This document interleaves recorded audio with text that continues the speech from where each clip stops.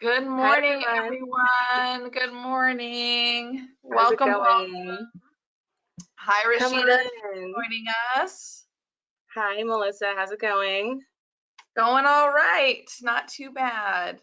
I see I the, will say, I hear the word on the street is that the PowerPoint is a little bit cut off on the right, and we are not entirely sure how to fix it, but everyone will receive copies of the PowerPoint handout. So I apologize for the sort of technical difficulty with that. yeah, and you guys should be able to download that right now. If you go into where your little toolbar thing is that shows where you can put in questions and things like that, one of the tabs says handouts, and you can click right there and you will see the materials are there for you to download them and follow along. Yeah, we don't, no matter how long we keep doing these, a new technological issue pops up every time. I've never seen this, so we don't know I how to fix it. know. I am so sorry. It should only Sorry. affect some of the slides though, the ones that go farthest to the right, but it may be helpful to go ahead and download the handout and sort of track along. And I Yeah. guess I'll give our little intro spiel while people are logging in, Rashida, Yeah, and go then for I it. will let you drive. Sounds good. Again, welcome, good morning. We are so happy to have you here, and we've now been doing these quarterly, but I'm happy to see that y'all are still showing up. So we love it. This is one of my favorite things that we do in our training department. I just think it's such a unique opportunity to chat with you, Rashida, and hear from somebody directly from the Civil Rights Department. So I have to have my cheat sheet here for our little notes. Let's see. So obviously I'm Melissa. I'm from Shaw Law Group. I realize that we actually don't have our logo up there like we usually do. So maybe I do need to introduce myself this time.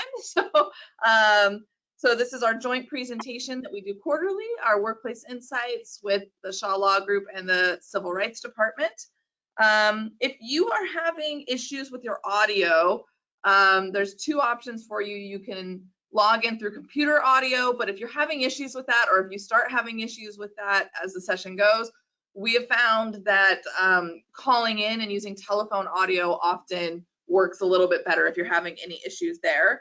I already told you the materials are available in the handouts tab. We will do question and answer. We've tried to leave time. We have a lot to cover, but we did try to build in time for questions and answers. So as we are going, go ahead and pop your questions into the Q&A box that's on the same toolbar where you see handouts and things like that. We will try to, touch in on those as we go. I love I covered questions. it. Please bring your questions. We love Yes, it. absolutely, absolutely. And so my name is Rashida. I am senior counsel at the Civil Rights Department in the Outreach and Education Unit. And so the Fair Chance Act is an area that I have experience practicing in. I love doing this presentation. I welcome your questions. And Melissa, I'm just going to be sort of barreling through this. So Melissa, please feel free to interrupt me because I'll just be yammering away. And I want your voice in this presentation as well. Absolutely. And I'll keep an eye on the questions box too and let you know when things are popping up in there. Super. One quick lawyerly disclaimer: this guidance is for informational purposes only, does not establish substantive policy or rights, and does not constitute legal advice. Any information that I give you is going to be based on the most recent guidance as of today, but it is your responsibility to keep on top of any changes in the guidance and the law. Any opinions expressed by my lovely co-presenter, it does not necessarily reflect the opinions of CRD. So it's something I wanted to throw out there. What is CRD, you may ask? Well, our mission is to protect the people of California from unlawful discrimination in employment, in housing and public accommodations, as well as from hate violence and human trafficking. We have many responsibilities, including investigating complaints of discrimination, as well as other civil rights violations. We facilitate dispute resolution involving civil rights matters. We prosecute violations in civil court. We issue regulations to provide greater clarity about the laws that we enforce. And so today, we're going to be talking a lot about the regulations related to the Fair Chance Act. We collect data on the pay and demographics of large employers' workforces, and we report that information out on our website. So please take a look if you are interested. We do exactly what I'm doing right now, which is we conduct outreach and trainings to let Californians know what their rights and responsibilities are under the law. And finally, we work with communities and local and state public bodies to constructively manage and resolve discrimination-based conflict. We provide accessibility services to people with disabilities. So if that is something that you or someone you know needs to avail yourselves of, the contact information is available here. We also provide some services in other languages for people with limited English proficiency. So again, the contact information is here. Launching right in, because we have so much to get to, the Fair Chance Act is a law that went into effect back in 2018, and it is codified as part of the Fair Employment and Housing Act. And really what it's designed to do is to reduce barriers to employment for people with conviction histories and really ease their reintegration back into society, into the community. It applies to public employers as well as private employers with 5 or more employees, which does include union hiring halls, labor contractors, and temp agencies. And I know I'm skipping around a little bit, but we're going to be talking today about some new regulations pertaining to the Fair Chance Act that went into effect in October 2023.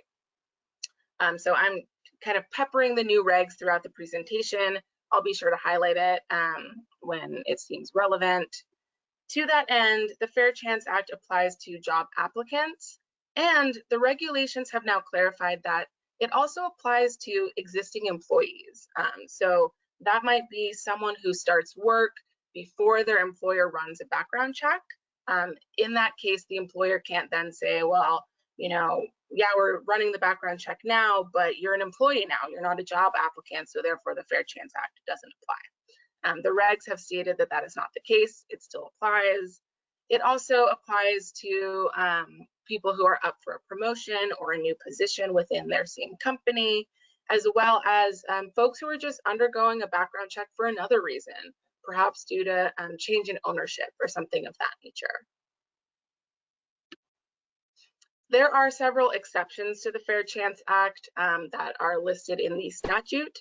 So, for example, law enforcement and criminal justice agencies are not subject to the Fair Chance Act. That's going to be police departments, parole and probation, district attorneys' offices, things like that. Farm labor contractors are also called out in the statute. Certain populations at healthcare facilities or jobs working with sensitive populations are not going to be subject to the Fair Chance Act, and this is a little in the weeds, but those kinds of roles tend to be covered by the Department of Social Services exemption process, which is its own process for weighing whether a person's record impacts their ability to do a job. And to define what I mean by sensitive populations, that's going to be kids, perhaps elderly folks, people with disability or even addiction issues, things like that. And then there's this sort of catch-all exception to the Fair Chance Act, which states that it will not apply to any position where an employer is required by law to conduct background checks or restrict employment based on criminal history. But note that if there is a state, federal, or local law that requires a different entity, such as an occupational licensing board, to conduct a background check, that alone is not going to exempt an employer. Okay, so I'm a lawyer. As part of my bar license, I had to get fingerprinted and undergo a background check. That doesn't then mean that any job which requires a law license is going to be under an exemption or an exception to the Fair Chance Act. We're not going to get into this today because it's outside of the scope of the training, but just so that you're aware, the new regulations have stated that an employer's use of criminal history may still be discriminatory. In other words, an employer that does not otherwise fall under the Fair Chance Act, their use of criminal history may still be discriminatory if it has an adverse impact on a protected category such as race. If that is the case, the employer has to show that their use of criminal history is job related, is consistent with business necessity, and there's no less discriminatory way to meet the business necessity. And again, this is highlighted in the new October regulations as well. And I'm just going to throw out there as a practical pointer, a question I get on this one a lot, and I agree with you, Rashida, we've got a lot to cover, so I don't want to spend too much time in the weeds. Yeah. But one of the questions we get from clients sometimes on this one is, well, how do we know if it's having an adverse impact? And the sort of short and simple, or maybe not so simple answer to that is just to periodically audit your practices. Take a look at who you're giving conditional offers to, who you're rescinding offers from, and just do a little audit and see, are we adversely impacting it? And if so, you know, or just make sure you're checking those boxes. Was it really job related? Is it consistent with business necessity? And there's no less discriminatory way that we could have met that business necessity? So just periodically, if you go through this a lot, if you have these issues a lot, I would recommend that you just periodically audit that for this. That's the best way to know whether you're, you know, falling at this risk, into this risk category. That's a really great tip. Thank you, Melissa. All right, diving into the meat of the Fair Chance Act and how it works. Really, one of the central tenets of the Fair Chance Act is that whether it's on a job notice or a job application or in an interview, the Fair Chance Act makes it against the law for an employer to inquire into or consider a person's criminal record before the conditional offer.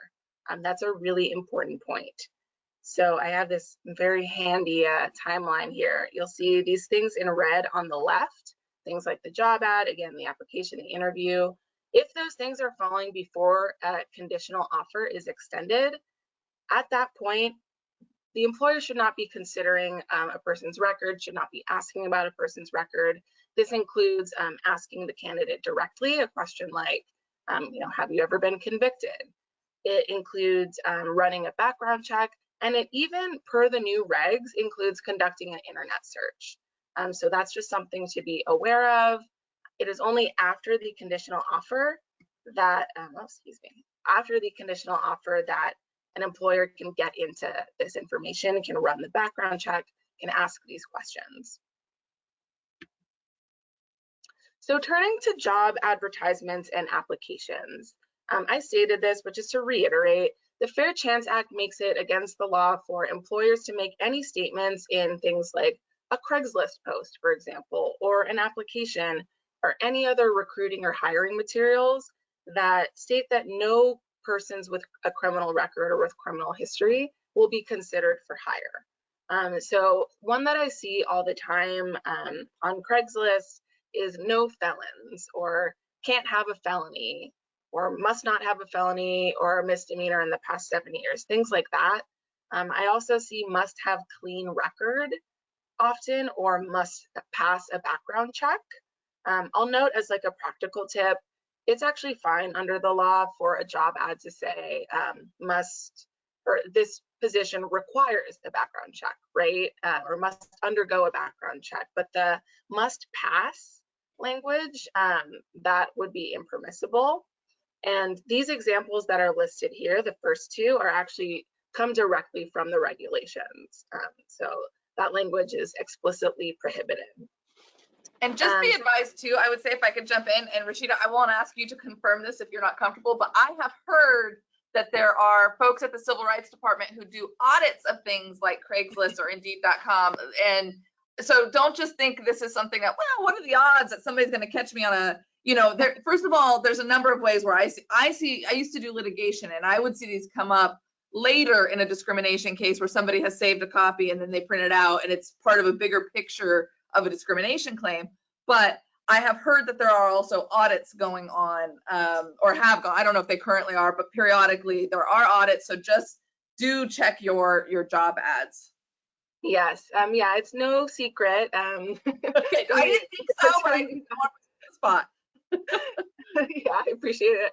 We do have a portal on our website where people can report discriminatory ads or applications directly to us. And we also internally do our own checks of websites like Craigslist to make sure that if we're seeing this kind of language, we're flagging it so that it gets removed, and we're also educating the employer so the employer is aware that this kind of language is against the law, period.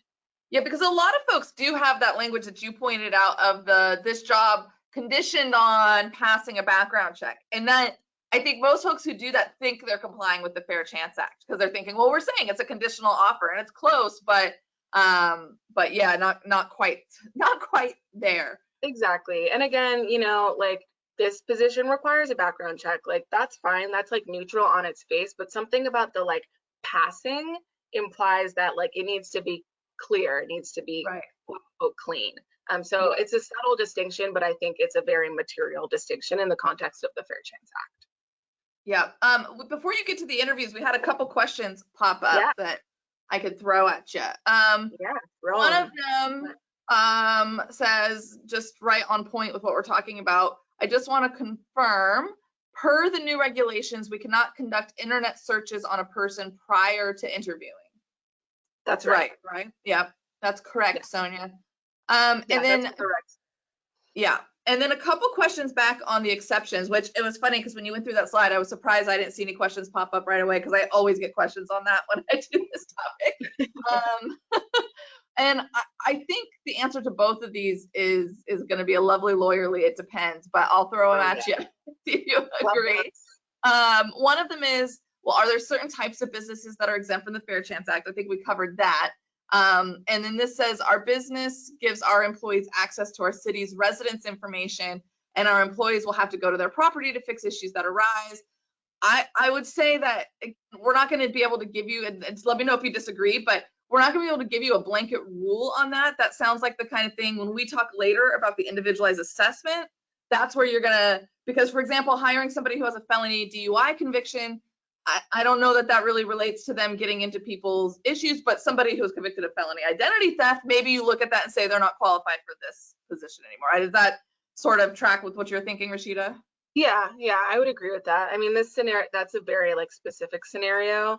So I am reluctant to like give sort of prescriptive a prescriptive answer, but I would agree with that, Melissa, and we'll get into that nitty-gritty of that more in the individualized assessment.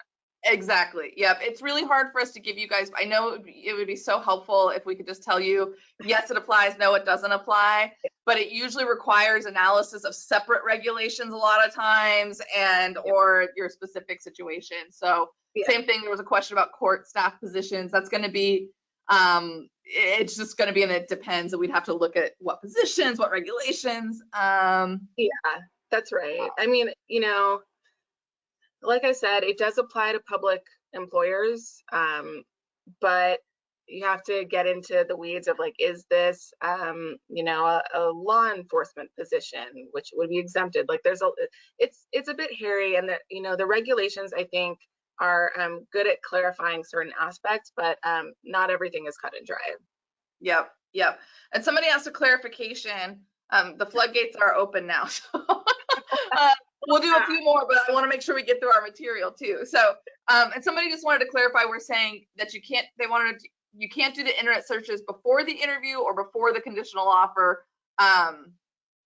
Both, I guess, right? Offer, yeah. I mean, assuming the interview is before the conditional offer, yeah. At any point before the conditional offer, you should not be searching the internet, because you could inadvertently find out information about a person's background, and at that stage, you should not be considering or inquiring into a person's background. Yeah, exactly. And then Andrea wants to clarify, when we say internet searches, we're talking about specifically searching for criminal background history. That's what we're talking about for internet searches. No, it can be broader. It can be a Google. Right. And that's my understanding of the regs. The regs don't go into great depth on this point. I would suggest looking at the language of the regs to see if they illuminate it. I don't have them in front of me, obviously, but my recollection is that it broadly states internet searches. Yeah, I think it says, if I'm not mistaken, basically any information, however you get it, related to criminal background history. But yes, to the point of, we are talking about looking at information about criminal background history. Like if you're searching their college, you know, whatever info or something, that's different and a separate topic. And then one last one before we move forward, and the rest of you, I do see your questions. I just want to keep moving, and I'll read through them while Rashida talks. But when we talk about this background issue, Andy wants to know if this includes DMV driving records. Ooh, DMV driving records always create such a muddy area in Fair Chance Act. Yeah, DMV, I've always treated DMV records as separate, particularly assuming this is related to like a driving job. Those are separate records than criminal records. But as Melissa said, it can get a little bit confusing because a person's driving record might reveal if they have vehicle code violations that are crimes, like DUIs or something like that. So again, it's not super cut and dry, but as a practitioner, I always treated those things separately.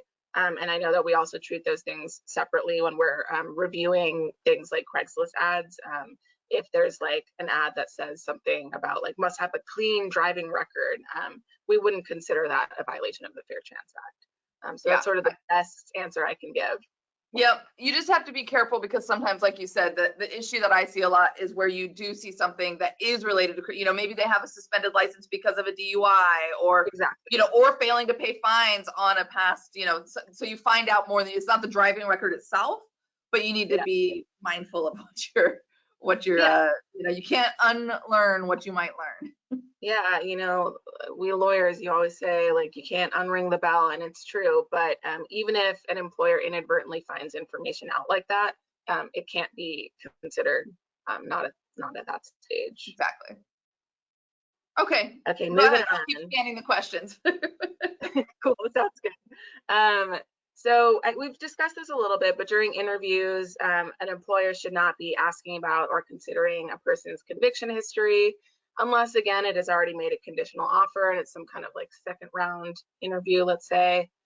Some examples of a conditional offer, in case it's helpful, it might sound something like, we think you're a really great fit, you meet the minimum criteria for this position, we want to move forward with hiring pending the results of a background check. So that's generally how I've heard that phrased. It's not the only way to phrase it. If an employer asks about a candidate's conviction history or criminal record before the conditional offer, for example, during the interview, the employer cannot then use the candidate's failure to disclose against them in hiring. So what this would look like, we have our buddy Maurice. He applies for a job at a big box store. The hiring manager says, this job requires running a background check. Is there anything you want to disclose to us before we do that? I'll note that that phrasing is something that I would hear a lot as a practitioner in terms of employers thinking that they were like sneakily circumventing the Fair Chance Act requirements. But to be very clear, that sort of language, that kind of question is still against the law, still prohibited. Maurice says, nope, nothing I want to disclose. But then later when the company runs a background check, they learn that Maurice does in fact have a conviction, and they want to use that information against him or use the fact that he lied about it against him. They can't do that. They can't refuse to hire him because he didn't disclose this, because they shouldn't have been considering that or asking about that at that stage of hiring. Okay. Any other questions on like the sort of pre-offer stuff before we dive into off-limits information? Yes. Let's see. Cynthia wants to clarify on our conversation about you know, passing a background check, that language in job ads. Clarifying, would it be unlawful? Would the CRD find that it violates the Fair Chance Act to tell applicants that they must pass a background check or successfully complete a background check? I mean, I think those are two different things, right? You said they have to pass a background check or successfully complete. Is that the verbiage that was used? Yep.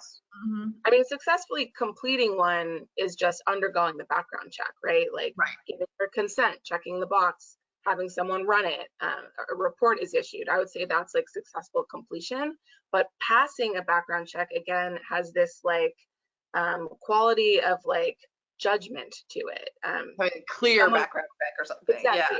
Yeah, if you've passed a background check, that means that you've agreed to undergo a background check and nothing has come up. That's what that means, to pass a background check. And so I feel that that language, anything that says passing is not going to be permissible, because the implication is that the person has to have a clean record. And Right. that is the law provides. Right. And you can require and say that you're going to require that they do a background check as part of the position. But okay. And then we got a few questions here about what to do if a candidate voluntarily discloses their past criminal history without being asked. They just volunteer it. Yeah, that's again unfortunate. It's really you can't unring the bell, but you just can't use that information against the person at that stage. You have to pretend that you never heard it, which I know it can be really, really challenging. And people, I worked with formerly incarcerated people for like 7 years, and people often really do want to share that that's a part of their history, and they feel like they're being forthright and honest, and that's the best way to start a working relationship with a new employer. But it's really not something the employer can consider at that stage, and so you just have to kind of unhear it. I wish I had better. I know that's not like reality and how reality works, but that's how the law works. And I would recommend in that situation, in the moment, that you tell that candidate, I appreciate you being upfront. I just want to let you know we won't even consider that until we've made a conditional offer. So that's not going to be a factor in our decision. And then I'm going to be the annoying employment lawyer, and I'm also going to recommend you document that conversation somewhere in the file. It says, hey, he or she disclosed this. Reassured candidate that we would not consider it. Just put that away for a rainy day that hopefully doesn't come. But that's how I would suggest handling it in the moment. It's a little different than what I say when folks disclose, inadvertently other things like family status and things like that. But for this one, I would recommend telling the person, however you want to say it, thank you for sharing, whatever. But just want to reassure you, we're not going to take that into consideration until you've had a conditional offer. I totally agree. I think that's best practice, and I do think documenting it is best practice, particularly if the person ends up filing a complaint with our department, and there's an investigation. It would be really helpful for our investigators to see that. Yeah. And then another question that came in, which I'm glad it came in, because I actually meant to throw it at you earlier too. But we talked about in the interview, you can't ask candidates, do you have anything is anything going to show up on your record, and then hold it against them if they lie. But after you've given the conditional offer, but before you've done the background check, can you ask a similar question at that point? And if they're dishonest at that point, can you hold it against them? Yes, you can ask a similar question after the conditional offer. That's fair game. I mean, I have thoughts on sort of like best practice when it comes to stuff like that. I think we're going to get into that shortly. Okay. I think. But, if what I'll say is that it's not a clear-cut violation of the Fair Chance Act if someone, fails to disclose an existing conviction when that kind of question is asked, and then the employer finds out and they choose not to move forward with that candidate because they were dishonest. It's not like a per se violation of the Fair Chance Act, but I will say, having practiced in this area for a really long time, there are many reasons that a person might answer no to that question besides lying. It can be really hard to remember certain, like whether something has been dismissed. Someone might think they're going through the dismissal process for like record cleaning, expungement, and they might think it's been completed, but they don't know that it's, they haven't had their hearing yet. Like there's a lot of misinformation. People often think that like if something's older than 7 years, it just disappears from their record. There, like I said, a lot of misinformation. And so I think as a best practice, giving people the benefit of the doubt is always, I think aligned with the spirit of the Fair Chance Act, which is really about giving people a second chance. So that's my 2 cents.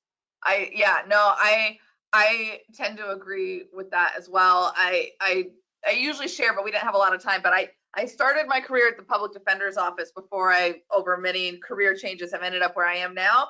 And I will just tell you that most people's common understanding of some of the terms like conviction and things like that. You would be surprised. People who have not been involved in the justice system tend to think everyone understands certain things. And so you can ask the question for sure, but I would generally, it's going to be a case-by-case situation, but I often would also say that if something pops up and the person said no before, I would at least recommend having a conversation. I completely agree with that. I totally agree. That's absolutely right, Melissa. Yeah. And I think this question leads perfectly into what we're about to talk about, which is our criminal history and conviction history meaning the same thing here. I Perfect love that. Segue. Thank you, Peggy. What a delicious segue. Well, I don't know that I squarely addressed that, but I will. So in the fair chance process, there's certain information an employer can never consider. So there's certain aspects of a person's criminal record that, as I said, cannot be considered at any point ever, whether before or after the conditional offer, even if the applicant self-discloses. So that is going to include things like arrests that did not result in a conviction. And to clarify, that's going to be like an old arrest. So if I was arrested 5 years ago and I didn't go to court, the DA dismissed the charge and nothing ever came of it, and that's that on that. That's like an old arrest. If I'm arrested over the weekend and I haven't gone to court and there's no disposition yet, that's currently pending and can still be considered. So I just wanted to make that distinction. Convictions that have been sealed, dismissed, expunged, or statutorily eradicated. So this is like stuff that's been, undergone record cleaning remedies. I won't read off all of these in the interest of time, but also juvenile matters. And so to that person's question, really the Fair Chance Act is all about convictions, because really that's what an employer can consider is convictions, not arrests, not juvenile matters, not other things that might be on a person's rap sheet that an employer shouldn't even be seeing on a background check. So hopefully that answers the question. Yep, I think so. Cool. One quick word about the Work Opportunity Tax Credit. This is a federal program that helps employers hire people from certain targeted or marginalized groups who have faced barriers to employment historically, which does include people with felony convictions. There's a Work Opportunity Tax Credit specifically for people with felony convictions. And if an employer wants to take advantage of the Work Opportunity Tax Credit, that is super duper, but the Fair Chance Act still applies. What that means is the employer can ask applicants to fill out a pre-screening questionnaire that asks something like, do you fall under any of the following groups such that you might be subject to the Work Opportunity Tax Credit, but cannot ask people to like specifically identify which group, can't ask them to specifically identify themselves as like a person with a felony, things like that. But after the conditional offer, you can start to get into those questions. And I think that there's like sort of boilerplate forms that an employer can fill out for this.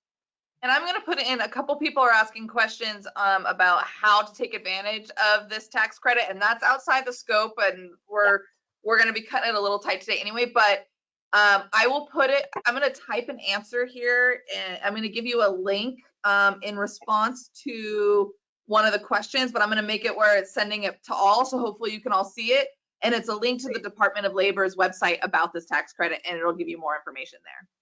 Thank you. Yep. Okay, now this is the real fun part. This is the fair chance process. So after the conditional offer, an employer can ask if the applicant has a history of convictions and can run a background check at that point. But of course, when asking about a candidate's criminal history, the employer has to be very careful to make sure it's not asking any questions that would inadvertently make the candidate reveal information that the employer can't consider.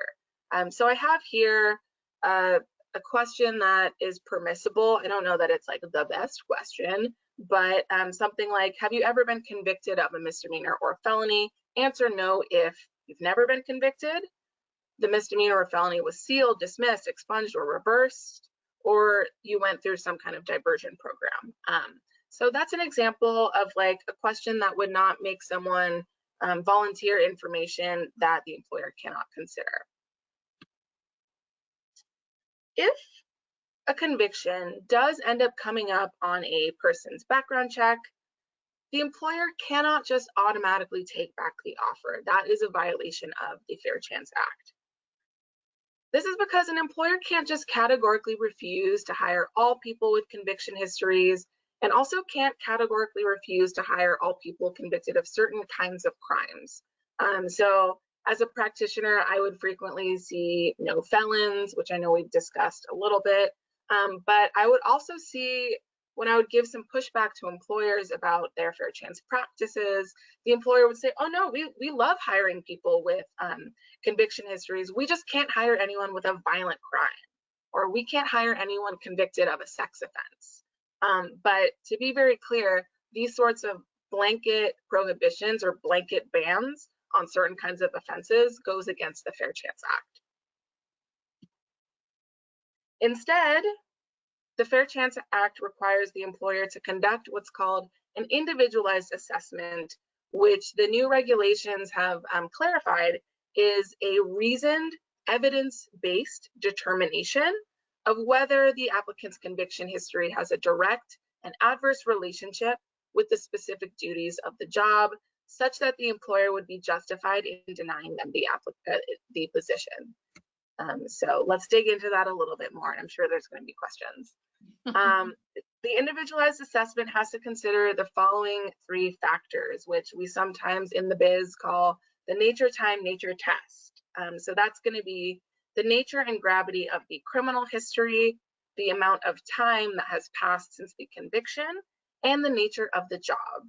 And the new regulations have actually provided some guiding framework for some factors you can look at for each of these categories. And again, this is not an exclusive list, but I do appreciate the regs providing this level of detailed guidance. So for nature of the offense, you can look to the underlying conduct or the context of the offense, whether there was harm to property or people, if so, the degree and the permanence of the harm, whether a disability contributed, or perhaps some kind of trauma or an experience of being trafficked or being in a dating violence situation or domestic violence situation.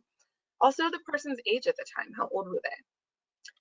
For time, the regulations say you can consider how much time has passed since the incident, how much time has passed since the person was released from incarceration, if that's relevant. And then as for the nature of the job, the guiding principles in the regs state you can look at what are the duties of the job. Is it likely that the context in which the conviction occurred, is that going to happen in the workplace? Is the type or degree of harm likely to occur in the workplace? So those are just some guiding principles as folks are doing the individualized assessment. And so let's talk through a hypo. I'll be talking. Emmanuel received a conditional offer for a job packing boxes at a warehouse. He has a 5-year-old misdemeanor conviction for statutory rape and is also on the 290 registry, which is the sex offender registry. He was 18 at the time of the offense. He was living in a residential facility after many years of foster care. His mother passed away when he was younger. His father is incarcerated. And the complaining witness in his case was his 15-year-old girlfriend, who also lived at the group home with him. So what do we think? Direct and adverse relationship? I can't solicit everyone's thoughts, but I will share my thoughts. Maybe we can take a moment to ponder it. Using these sort of guiding principles in the regulations, we can look at the nature of the offense. It's a misdemeanor, right, which means it's inherently less serious than a felony. And it was statutory rape, which is different, right, than another like forcible sexual assault. The harm was to a young person. It was a person that he knew, but he himself was quite young at the time too. He was 18.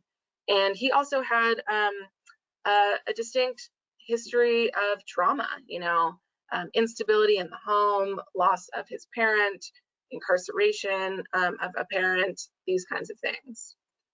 It's been 5 years since the incident occurred, and 5 years is actually a time that comes up pretty frequently, but it doesn't really cut either way, which is why I put it in this example. It's neither like very old nor very recent, somewhere kind of in the middle. So maybe that factor won't be weighed super, we won't give it great weight in the individualized assessment analysis. Turning to the nature of the job, again, this includes packing boxes in a warehouse. It's really unlikely that the offense is going to happen in this context because it occurred in a very specific context, right? It was a dating relationship in a residential setting. So that's quite different than, working in a warehouse all day. So, my conclusion would be that there is no direct and adverse relationship, though I'll note that reasonable minds can differ. And I think the important point is that this analysis is done and that it's, again, reasoned and evidence-based per the regulations. Yeah, and that's something I find myself telling clients a lot because it can be really stressful, and I because there are so many regulations and it's such a formalized process that you are not going to be liable for violating the Fair Chance Act just because you got it wrong. It's going to be, as long as you were reasonable and you went through the process, you did the individualized assessment, right? Now, that's not going to be a catch-all. If you went through this process and any reasonable person would look at that and say, there's really no correlation there, but you've decided, well, I went through the process and I'm going to rescind the offer anyway. But if you are being reasonable and you went through the process, you're not held to a standard of perfect judgment, right? As long as you're being reasonable, take some of that pressure off yourself. Yeah, that's right. And that's essentially when our investigators are looking at whether an employer conducted the individualized assessment or not, that's what they're looking at. Was it reasonable? Was it reasoned and evidence-based? It's not necessarily that any one investigator is going to agree with the conclusion that the employer made, but the analysis really has to be there and has to be really thought out. Yep. Quickly, there are some notice requirements after the conditional offer. So if in Emmanuel's case, for example, the employer wants to take back its conditional offer due to his criminal record, the law requires the employer to notify the applicant in writing of this preliminary decision. And this is called a pre-adverse action. And there's certain things that the notice has to include, right? A list of disqualifying convictions, a copy of the background check, information about how an applicant can respond. I'll note that the regulations say that the notice may, but is not required to, include an explanation or a justification of this decision. I think it's best practice, but the law does not require it. The regulations say that it is, an employer may do it. And so I'll link to this at the end, but we have some sample pre-adverse action notices on our website that you can peruse. It goes over both the things that are required under the law as well as things that we think are sort of best practice, such as these narrative justifications. So that is some guidance for you there. I'll throw out there too that I agree with that as best practice. We tend to make similar recommendations largely because it's the same thing that we say when we talk about terminations and things like that, where the more, it's a balance, right? It's definitely a balance. You don't want to get in the weeds, but when somebody, you also want to give them enough information that they are not creating a whole narrative in their head because you haven't explained why this is happening. And so, it must be pretext for the fact that I had this conviction. And you may still, if a claim comes, you may be able to defend yourself and show everything you did, but you still spend the time and money defending the claim, right? So I agree that putting, enough in there to just inform the applicant is a good idea. I agree that that's best practice. That's helpful. Cool. In terms of the notice, it also has to explain that if the applicant wants to respond to the employer's decision to take back the job offer, they can provide one or both of the following. The first is information challenging the accuracy of the background check. And I'll note that this comes up a lot. Actually, background checks are frequently inaccurate. They might say something is a felony when in fact it was a misdemeanor. Oftentimes this is because records don't get updated, or there might be some kind of a clerical error in how things are put down. It might be the wrong penal code section. So, you know, these errors do happen. I've seen it a lot, actually, so something to be aware of. Same. Or evidence of rehabilitation and mitigating circumstances. So what does that mean? I'm not going to go through all of these, but the regulations do provide a very helpful list of examples of rehabilitation and mitigation evidence. So it might be someone's employment history, the facts of the offense, things, you know, self-improvement efforts or classes, things like that. It's a long list. Whether a disability contributed and whether a reasonable accommodation might mitigate or eliminate the risk of harm in the workplace. Things like that. You know, the fact that the person is seeking employment in and of itself may be evidence of rehabilitation. So, you know, here's the complete list. It comes from the regulations, and you can take a look at that. The new regulations also note that there's certain documentary evidence that can be included within this rehabilitation or mitigating evidence, and they provide some great examples. You know, it might be certificates from various programs, including in custody programs. It might be letters of support from any number of people that can really speak to this person and who they are and their professionalism, etc. It might also be any kind of documentation showing that the person is a survivor of domestic violence or trafficking, things of that nature, if that's relevant. Perhaps documentation confirming the existence of a disability, again, if that seems relevant.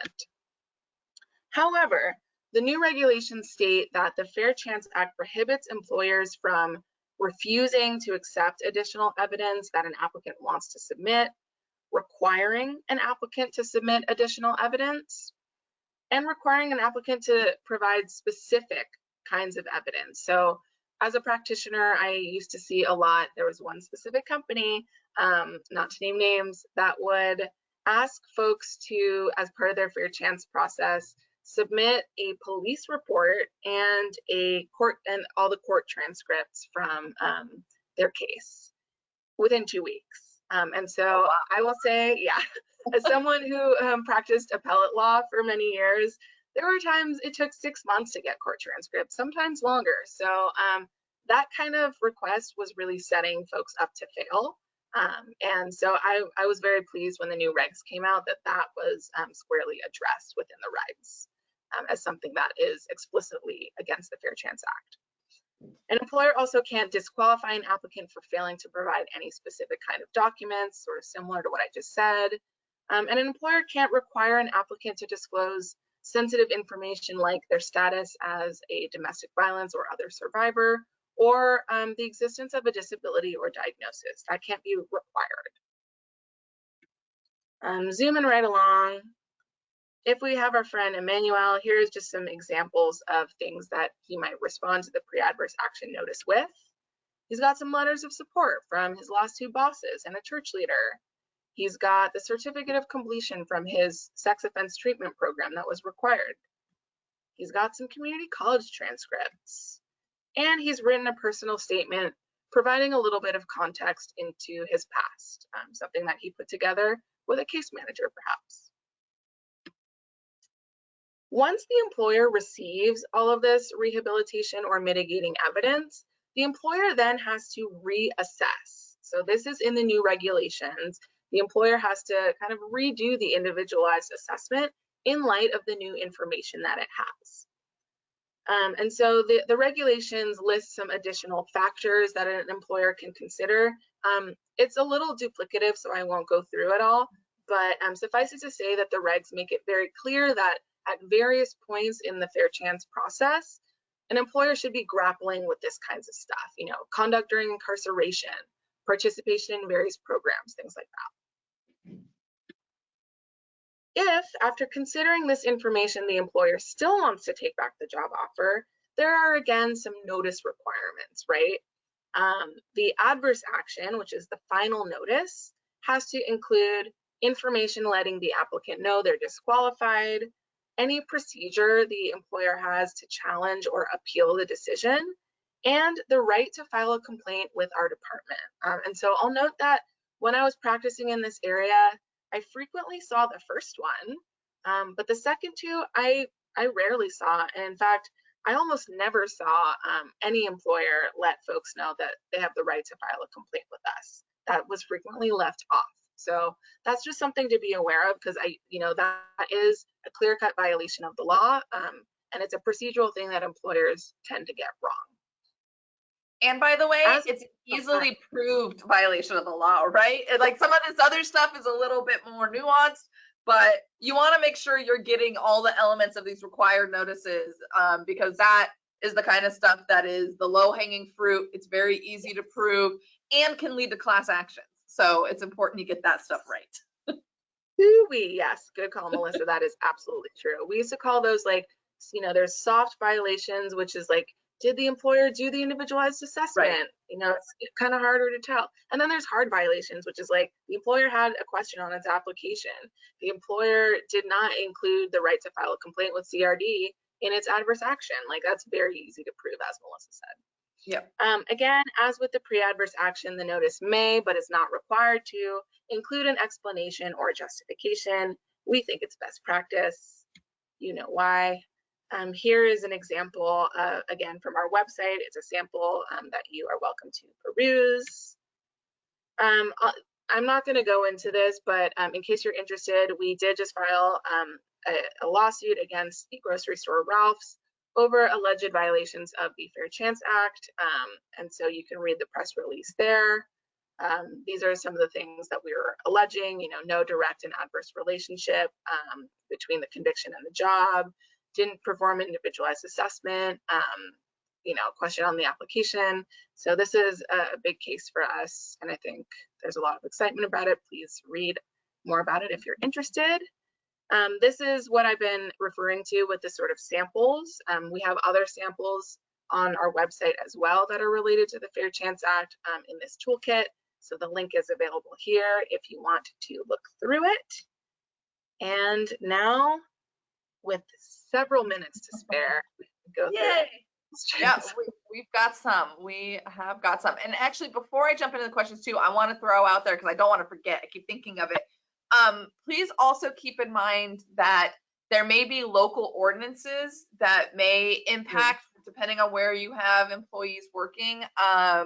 So for example, I know Los Angeles has their own Fair Chance Act, or I don't know if they call it that, right? But they have their own ordinance that relates to this. I believe San Diego is in the process of proposing one. I don't know if I can't recall. I should really know that, because I do a lot of training for San Diego County. But San Francisco has one as well. Which one? San Francisco has one as well. They have an ordinance. Shocking that San Francisco would have its own local ordinance. But yeah, so just keep that in mind. And of course, whichever one is more protective of the applicant or employee is going to be what controls. But just keep that in mind. There's going to be some other things there as well. Okay. Yeah. Really quickly on that too. Yes. In Los Angeles, and I believe in San Francisco, though don't quote me on it. I know that like the justification piece that we were talking about that we said is optional is required in that jurisdiction. So yeah, again, if it's like more protective, you just have to make sure that you're doing the right thing if you live place. So just absolutely. And and the other thing, it's funny, I've been doing a Fair Chance Act series for San Diego County, and I have just recently learned, and I could get on a soapbox, but I won't, because I want to get to your guys' questions. But there are other benefits out there for hiring previously incarcerated individuals or justice involved as well. So like, for example, in Los Angeles, they have some funding you can get for training folks if you hire them, right? You can get some subsidized funding.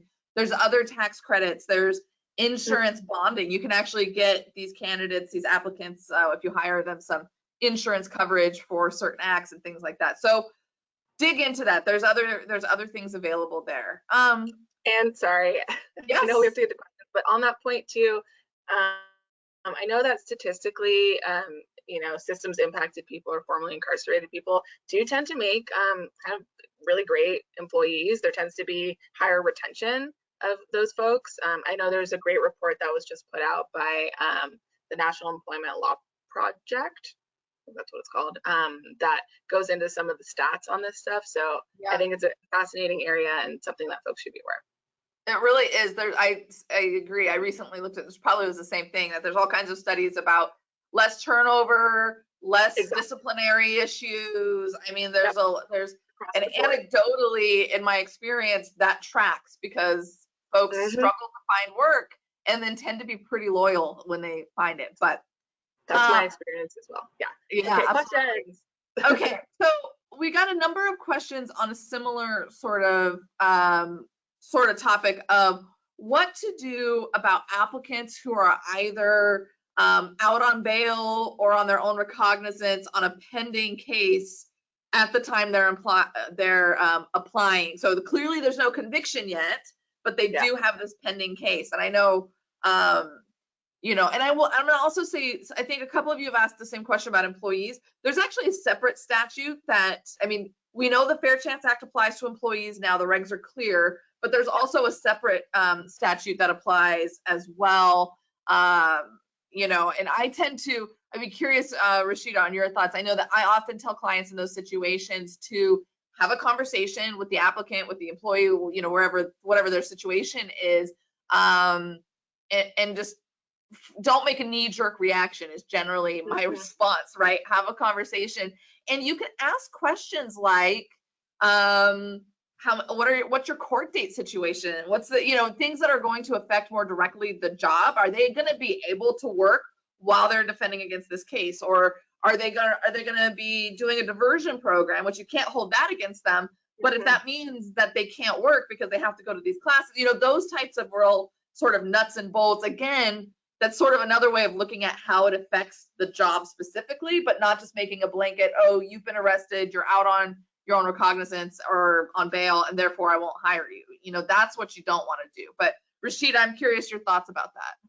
Yeah, I mean, I would agree with that. And this is not a fun answer, but the Fair Chance Act is very clear that it applies to convictions, right?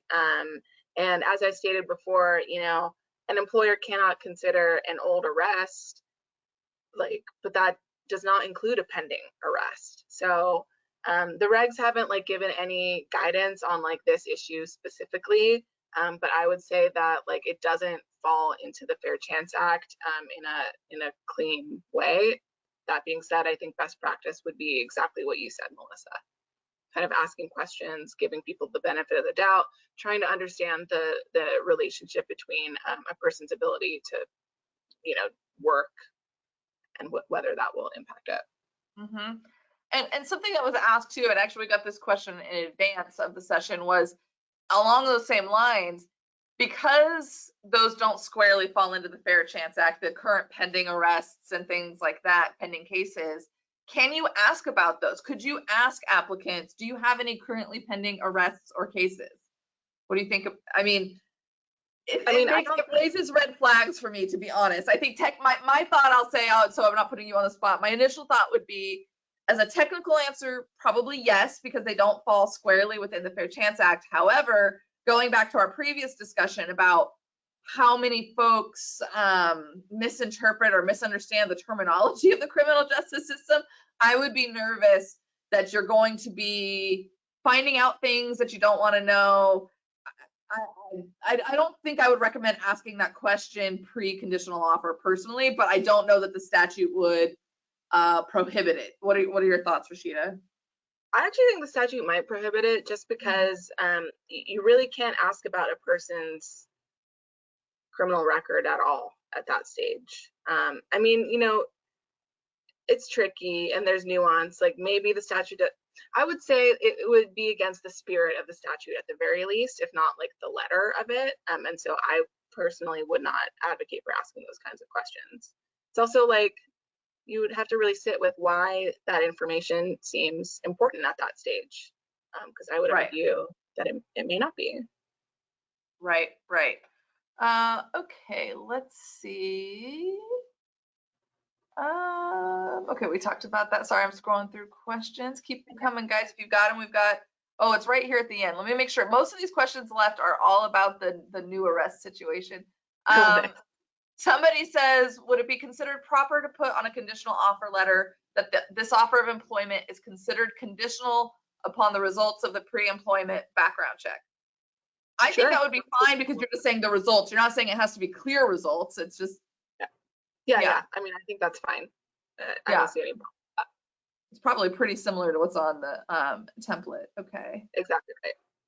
And then, oh, that person has left, so I'm not even going to ask their question. Okay, so we have a lot of questions that, you know, holy cow, that is a long, somebody put like a whole memo in their question.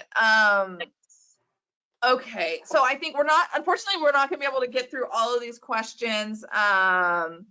Somebody asked about drug screens. That's kind of outside the scope of what we're dealing with today. That is a whole nother can of worms. I definitely recognize that. And there's questions about exempt employers, but as we talked about, that's really hard for us to answer without knowing real specifics, details about the positions being offered and things like that. And then finally, somebody says, and I'm sorry if we didn't get to all of your questions.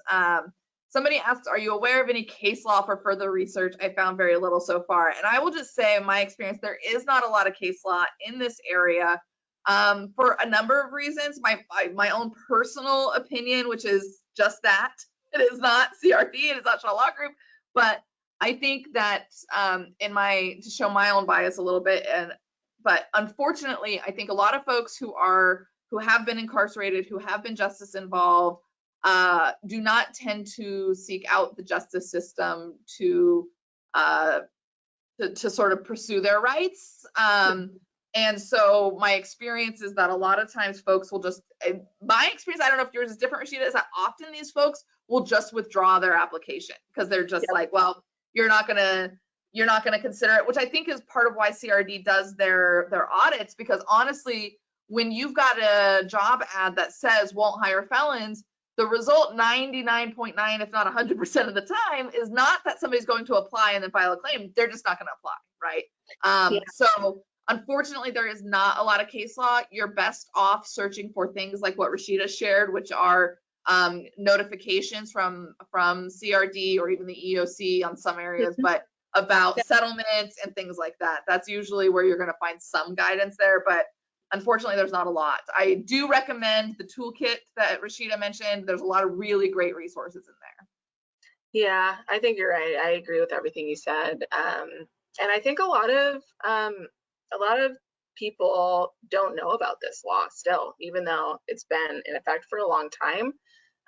When I was working as a practitioner, working with folks in reentry, I was doing a lot of educating because people are just like, I don't know, this is just how it is, right? I can't get a job because of my record. And they don't know the nuances of the law. They don't know things like the notice requirements and like what should and shouldn't be on a notice. And so they're just not aware. And so as a result, they can't really like assert their rights, and you know, these violations just go unnoticed and don't go anywhere. Yep. Okay, well, that is our time. I'm sorry if we didn't get to your questions. I do want to mention, by the way, that you will get a survey after this. Please give us your feedback. You will not hurt our feelings. We want to know what we've done well, but we also want to know what we can do better. We do these sessions quarterly. I'm not sure yet. I should have had this. I don't remember when the exact next date is, or we haven't decided on a topic yet, but it'll happen. Yeah. The Shaw Law Group. Oh, it's in June. Thank you, Deb. Deb just messaged me. It's in June. So keep an eye out. You'll see it either on the Shaw Law Group training page, and if you're on our mailing list, you'll get notices as well. So please fill out the survey for what you want to see and all that good stuff. Rashida, thank you so much. It's so nice to have you back and fun to present with you as always. And that's it from me. I don't know, Rashida, anything to add before we wrap up? Nothing to add. Thanks for having me. Always a pleasure. And I'll see everyone at the next one. All right. Thanks, everyone. Have a good rest of your day. Bye.